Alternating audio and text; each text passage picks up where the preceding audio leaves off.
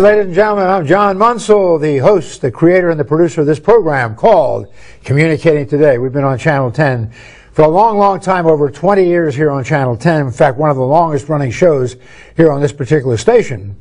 And in fact, we just passed recently our 600th show, working our way close up to show number 700, which we hope to achieve sometime in the not too distant future. We come on 3 times every week for those of you who watch us on a regular basis. And we hope there are legions of you who do that. We come on every Wednesday evening in prime time at 8:30 p.m. Every Friday morning for you early birds, 6:30 a.m. when you're driving to work, and you probably can't see my show anyway because you're in your car. And every Sunday afternoon at 3:30 during the Redskins aren't playing now. Their season is over. Thank goodness. We hope for better things next year. But I have a wonderful program for you in store tonight. We thank you so much for watching our program called, again, Communicating Today. I have a guest sitting right alongside of me here who was nice enough to come all the way up from South Carolina. And in fact, a little town down there, he tells me, called Union, South Carolina. I always thought the Union had something to do with the North, but and the Confederates had something to do with the South, but he says it's Union, South Carolina, so we'll take his word for it. His name is Tommy Mann. He's a pastor with a wonderful church down there called the Philippi Baptist Church in Union. And he came all the way up, took about how many hours, Tommy? About 8 hours. About an 8-hour drive, and he brought along with him his wonderful wife, Alicia, and his beautiful little 2-year-old daughter, whose name is Reagan. I don't know if she was named after President Reagan? No. Yes, actually. Actually, named after President Reagan. And Tommy Mann is his name, Pastor Tommy Mann, and he's sitting right alongside of me here. So I just want to take a moment or so and welcome Tommy to our program today. Tommy, thank you so much for coming on our show all the way from Union, South Carolina. And I hope it was an uneventful trip. That was a great trip. Thanks for having me. Well, our pleasure to have here. And the main reason you're here, of course, Tommy, is we have pictured on our desk right here a book that you wrote recently. It has a title, and it's called Asleep in Heaven's Nursery. I read the book, Tommy. It's about 100 pages. It's about 7 chapters. And it is an exciting book. It's a great book. I loved it. Congratulations on doing a great job on the book. And ladies and gentlemen, we certainly would encourage you. We're going to talk about Tommy's book right now. Spend the next half hour or so talking about this wonderful 100-page book, which covers some wonderful territory, some controversial subjects, like when does life begin, at conception, or does it begin at birth? That's a very controversial topic, which we haven't quite settled yet, I guess, in our society. It's something people talk about every day. And things about abortion and what have you, or versus adoption, which is another alternative to abortion, which is a very controversial subject, certainly that people talk about continually, Tommy, day in and day out. But I guess to start our program, I want to find a little bit more about you and your family. I know that you mentioned that you were not from Union, South Carolina, the little town that you and your wife live in now, but you came from somewhere else. Yes, sir. Where? From Orlando, Florida. Orlando, Florida. Is that kind of like your hometown? It is. I grew up there. I lived there till I was 18, and season ticket holder for the Florida Gator football team. But then when I turned 18, that's when I went off to college in Fort Worth, Texas. Right. And your wife, Alicia, is from another very famous town called Dallas, Texas. That name rings a tremendous bell here in the Washington, D.C. area because of that tremendous rivalry between the Dallas Cowboys and the Washington Redskins, which is fairly even, but we won't talk too much about that. Y'all might get Peyton Manning now, so we'll see. Well, we'll see, right, or RG3 or whatever that new guy is coming out of college. But anyway, your wife is from Dallas, and you two met in Orlando, Florida when you were attending. You were both attending. What was the name of that college down there? In Texas, Arlington Baptist College in Fort Worth. Okay, in Fort Worth. And Fort Worth, Florida? Texas. Texas. Oh, okay. So we're back in Texas. We are, yes, sir. All right, so you guys are going back and forth, and then you finally graduated. Did Alicia also graduate from the school? So you both graduated. Yes, and so now, what kind of a degree do you get for something like that? BS? Or? Yes, sir. Yes, I have a BA. I have a Bachelor of Science in BS in Bible. Yes, I was a Bible major, and she was an education major, early childhood. So she became a school teacher. Okay, so a little different degree, but both graduated from the same school. taught all the same subjects in the same college that you both attended. Yes, sir. Yeah, it's just like any other college. You have all your electives and math and science and all those things. Right. Now, so you're an ordained. Would you call you an ordained pastor? Is that right? That's a proper term to use. And then they assigned you to a Baptist church again called the Arlington Baptist. No, the Philippi Baptist Church of Union. Yes, sir. And they, as you mentioned earlier before the show, that we were talking to have several different pastors there. They have I guess, a full-fledged pastor who's in charge of everything, and then they have several kind of, I guess, assistant pastors or I wouldn't say sub-assistant pastors. Sure, and your actual title is pastor of students. Yes, pastor of students. What does that mean? Well, we call it from the cradle to college. I work with them from the time they're in our church nursery up through college. Oh, okay. So pastor of students. And but now you belong to the Baptist church religion, which has, well, I guess, thousands of churches all over the country, around the world too. Is yes, sir. Baptists are worldwide, international. Yes, sir. Literally thousands of churches, parishes all over the place. Sure. Do they call them parishes? I don't know. We call them churches. Churches. Yeah. Okay. I'm a Roman Catholic. We call ours parishes. So everybody has their little differences here and there. So anyway, now there's a possibility that you could be transferred to another church somewhere in the congregation. But well, the way it works in the Baptist church is that you're not really moved around. It's up to the person where they go if they feel like leaving or doing something else. Stay there for a while. Yes, sir. Probably maybe for a long time. Hopefully, yes. As long as you're happy there. We love it. Yes, sir. Providing your services and what have you. And I guess is there somebody called a bishop over the various churches? No? No, sir. Not like the Catholic Church. Not like the church I belong to. What would the next level of person be above the church? There's not. A church is autonomous. A supervisor or superintendent or no? No, sir. No? No, it's a self-governing. No. We have popes in our church. We don't. You know. Or bishops or archbishops or nothing like that. Nothing. The church is self-governing. It's the... is there a governing board? No, so we look at Jesus Christ as our leader, and we try to lead the way that He'd have us to lead. Is there a central city, like a main city, where everything sort of emanates from? Administrative things like keeping track of the books and that sort of thing? And not to my knowledge. There's different conventions and different fellowships and things like that, but we're just a church. We don't get caught up in the business. We're just there to preach about Jesus and tell people about Him. Well, you can't ask for a better leader than that, that's for sure. And of course, the Roman Catholics have the same leader. You know, we just do it in a slightly different way. But that's it. And you have any interesting? I know you were a sports guy because we were talking before the program, and you were a basketball player in school and so forth. Sir. And because you're a pretty tall guy, you're sitting down right now. You're about 6 or 7 inches taller than I am. That's why we're sitting down, so you don't outdo me too much. But and you did a little coaching, I guess, along the way in basketball to help the young kids along and help them to be. But the main reason we're here, of course, Tommy, is to talk about this terrific book that you wrote. Is this writing idea? Is that something you got interested in as an avocation besides being involved in religion and the Baptist religion? You thought maybe you could devote some of your energies and your talents and your skills and your education to becoming a writer and you've already written a couple of books. I think. Sir. Yes, this is actually my 4th book. But I've always wanted to write, and from the time that I was young, I used to go into bookstores or look at bookshelves and where they have the binding on the book. I would always picture my name there where the author's name was, and so from the time I was young, I just always thought that I would write, and so to me it's just an honor to be able to do it. When my first book, All the Law, came out, to me that was one of the greatest moments, was seeing my name like I'd always pictured it there on the book cover. Now you like writing. You've written 4 books, and now you've written this particular book, which I read, and again, wonderful book. I loved it. It's so meaningful and so motivational and so inspirational. Congratulations again, Tommy, on a terrific job on this book, Asleep in Heaven's Nursery. Now, why did you write this particular? You wrote 4 other books, but why did you write this particular book?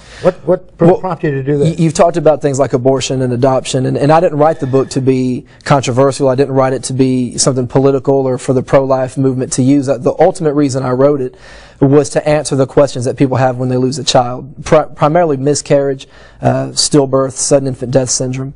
And so I want it to be something that answered those questions. Questions like, was this baby inside me, was it really a human life? If it is, where'd the baby go? Is the baby in heaven? Is there an age of accountability? Things people talk about that the Bible doesn't actually mention, but people like to talk about. And in order to properly answer that, we have to go to the pro-life question: does life begin at conception?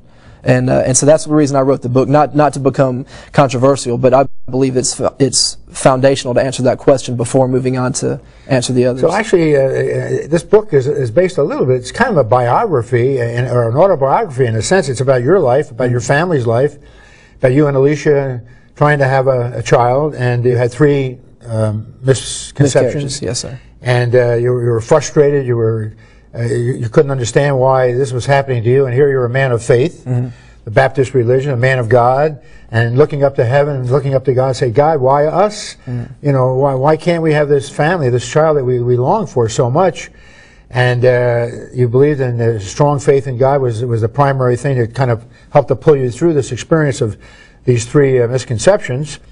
But you kept trying, and eventually God rewarded you, and you had a child, and you named her Reagan. And Alicia and Reagan are with us tonight. They came up with you on your trip from Union, South Carolina. They're waiting out in our waiting room out there, and they're watching. They're watching our show on our monitor out there. And I hope you guys are enjoying our program out there. By now, I guess maybe Reagan's starting to fall asleep. Hopefully, she's only 2 years old. But you had Reagan, and I know there were a couple of funny things that happened when you finally had her, and you thank God for having her, and named somehow or other after our wonderful President Reagan. Her name is Reagan. Does she have a middle name or McKenzie? Yes. Reagan McKenzie. Is that some kind of a family name on your? No, I like the name Reagan. My wife liked McKenzie, and so that's what we went with. Yes, sir. Yeah, you compromised. Yes. Now I know that when she was born, she had a couple of problems. You know, even though you had this wonderful, beautiful baby, Reagan, and there might have been a little bit of a problem with her heart rate. And so when all the family and friends came around and said, Tommy, how's Reagan doing? Is she okay? And what happened? You told a little white what? Well, I wouldn't call it a lie. This is a little bit of humor now, folks. Well, it was actually the day my wife was in labor. She'd been in labor for a long time, and Reagan's heart rate was beginning to drop, and the doctors were getting concerned.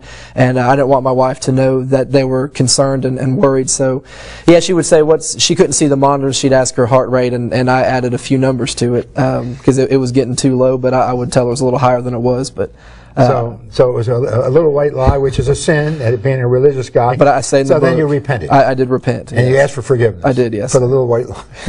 You're forgiven, believe me, absolutely. And I think anybody else would have probably done the same thing in your circumstances.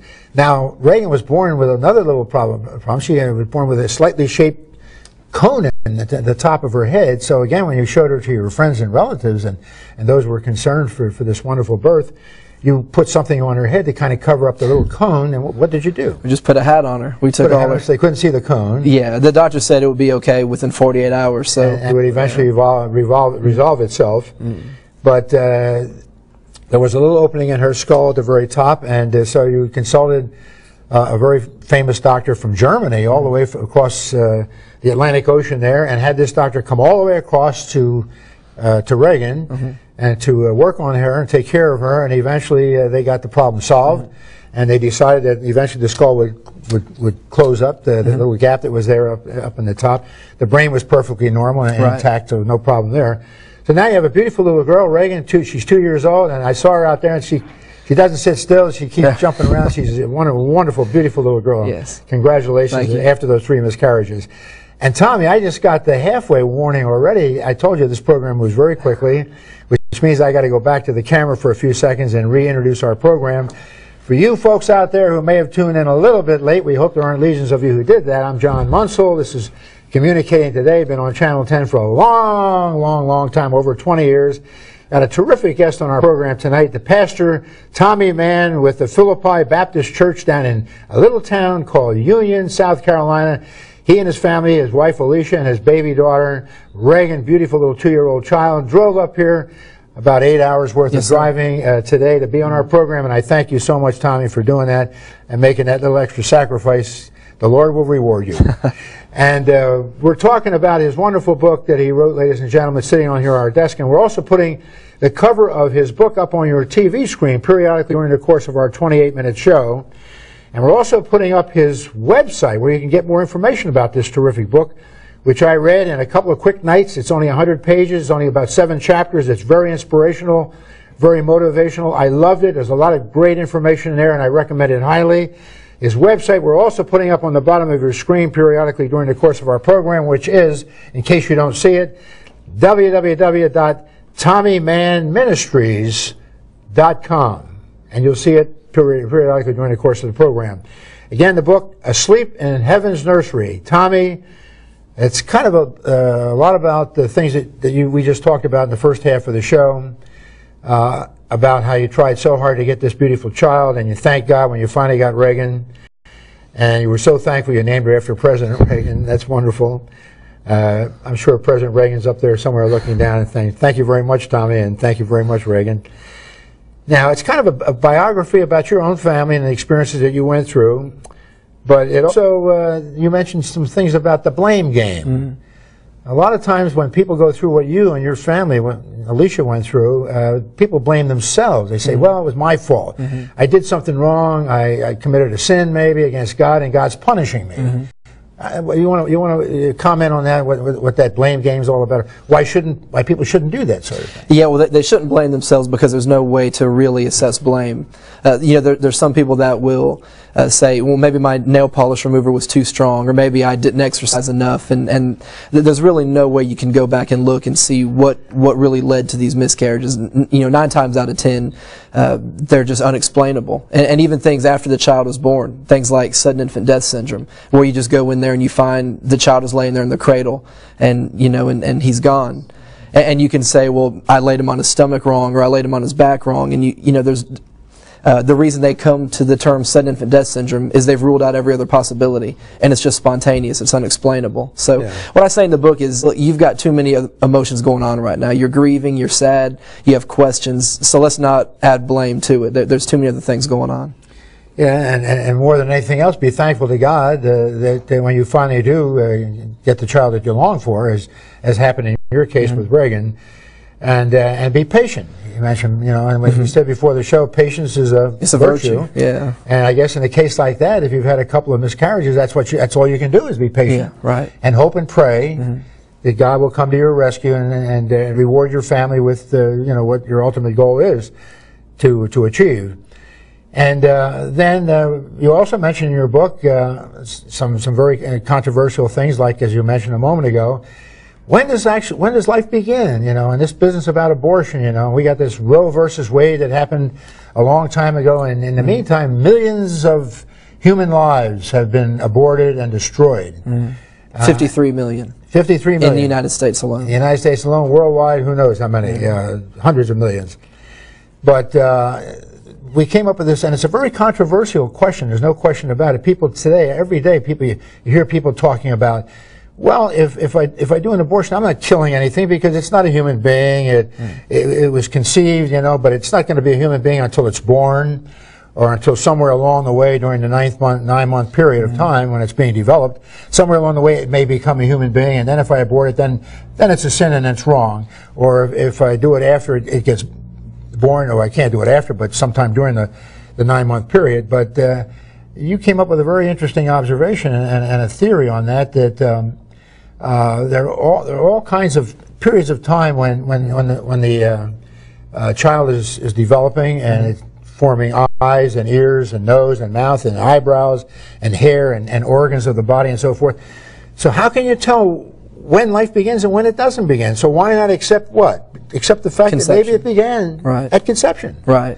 At the very beginning. Yeah, to me, conception makes the most sense. And I want to give you an illustration, and maybe your viewers, I don't know if anybody likes to hunt up in this part of the country, but if you imagine that you go hunting, let's say a man and his son are going on a hunting trip, and the man's son goes up ahead to kind of check things out, and then the hunter, he looks back and he sees some movement in a bush, and he thinks it could be a deer, but that's the same place his son just was. And so it's probably a deer, but if he shoots into the bush to get the deer, it could also be his son. And what's the responsible thing to do? If you don't know whether or not there's a human life in that bush, you don't pull the trigger. And people say, well, we'll never figure out when life begins. We'll never be able to prove its conception. Well, the responsible thing to do is to not pull the trigger. It could be a human life. Why would we take that chance? Yeah. And so, like in the book, you talked about the timeline that some people say, well, it's after the lungs develop, but the heart is beating far before the lungs develop. And so the heart is actually beating long before the first abortion ever takes place. And so every abortion has to stop a beating heart. But to me, the most important thing, which doesn't even show up on the timeline, is that every zygote is genetically complete. What that means is the very second an egg becomes fertilized, everything is there. Every ingredient to life. The hair and eye color are already determined. Gender is determined. Everything part of that genetic makeup is there from the second of conception, even before implantation. It's already right there. And all it has to do is take time to develop. Right, and so they tell us, well, it's a blob of tissue, or it's just a lump of cells. Yeah. But it's shaped like a baby, for one thing. So it's not a clump of tissue. It's shaped just like a little human. But it's not just a clump of cells. It has its own genetic DNA, its own blueprint that nobody else will ever have. And the other example that you used in your book, of course, is a tree. Something as simple as a tree. An oak tree is a gigantic tree. When it grows to its full height, it can be a couple of 100 feet high. A tremendous trunk around it. But it all starts out with a tiny little thing called an acorn. An acorn. And it grows over a period of many years into this gigantic tree. So an acorn has all the ingredients, just like you were talking about an embryo, has the DNA and the genetic capabilities and so forth. And that acorn has all the ingredients of what's going to be that 200-foot tree someday, or many years from now. So if you destroy the acorn, you've just aborted perhaps a 200-foot tall oak tree. Yeah. So a similar kind of analysis. Or a chicken egg would even be the same thing. Yeah. If the hen continues to sit on that egg, there's one day going to be a chicken hatch out of it. But if you take it earlier, you can make scrambled eggs out of it. Yeah. But it's not, as the egg sits there, it doesn't continue to develop or gain new ingredients to make it a chicken. It just has to develop in the same way that a human baby inside the womb has to develop. It doesn't get new ingredients to make it a human. It just continues to develop. Well, that's good. Tommy, now we were talking about the possibility, evolution is another subject that came up. And that was that you pointed out and analyzed very nicely and very neatly in your book, Asleep in Heaven's Nursery is the title of the book. And that's another controversial subject or topic that is frequently discussed nowadays as to, of course, you're a firm believer in the Bible and the Old Testament because you graduated from Bible school and you're a confirmed Baptist and so forth. And I know that when I was reading your book that you quoted many, many times, probably at least 100 times, different passages from the Old Testament, which all goes back to the beginning of the Bible, which is, that's called, the first book is called Genesis. Genesis, and that's the creation when God took 6 days to create the world and all the things in the world, and the seventh day was like Sunday, which was the day of rest when he decided to rest from his work creating the other 6 days. And then he created somebody, the first human being called Adam. And Adam was lonely, so he took a rib from Adam's side and created another human being called Eve. So Eve was his partner, your first man and wife. I guess which could raise another controversy about all these same-sex marriages that are going on today. We weren't going to talk about that particular subject, but the first married couple were a man and a woman, Adam and Eve, and how it wasn't Adam and Adam or Eve and Eve, it was Adam and Eve. So again, we could carry this one if we had another half hour to talk about that particular subject. But then again, there's that other theory which science seems to foster, which science talks about something called the Big Bang. That's how the world started. It didn't start in the Garden of Eden. It didn't start with an Adam and Eve, but it was a scientific explanation. And we can always come back, Tommy, and say, what would an answer to that be? The Big Bang Theory as opposed to the Garden of Eden and Adam and Eve? Well, the first question would be to ask in the Big Bang where the two molecules that collided came from. And 160 years after Darwin theorized it, we don't have an answer. But I know the Bible opens up, in the beginning, God created the heavens and the earth. And so people say that Christianity is a crutch for the weak or to believe in creationism, but that's the opening sentence of our Bible. That's what we live by. But you said that science fosters this idea of evolution or Darwinism, but they don't even have a thesis. They don't even know what their first sentence says. They have a Big Bang, but where'd they come from? Yeah. They don't know. And Charles Darwin said himself, he said that after his death, he said the fossil record would confirm everything he'd written. But he said, if it doesn't, he said, I'm wrong. And now we have 160 years of digging, and it hasn't backed him up. But my publisher told me to pull back a little bit on the evolution stuff in this book. They said I was getting a little bit away from the topic. But in my book, Who is God, I actually devote a whole chapter to creation science, and not just what the Bible says, but what science shows and how science actually refutes evolution all through it.